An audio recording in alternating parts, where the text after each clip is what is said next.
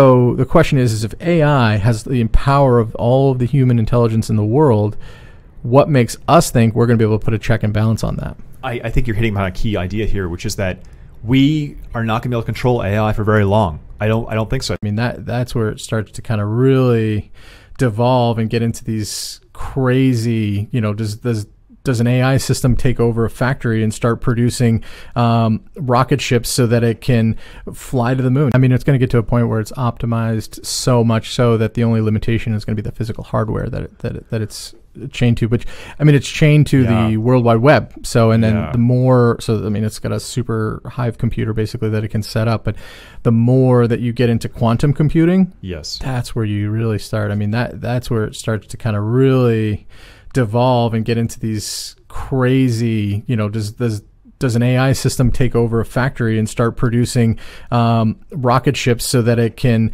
fly to the moon? Who knows, right? Yeah. I think you touched upon a key point here, which is, the bottleneck for AI is going to be the hardware.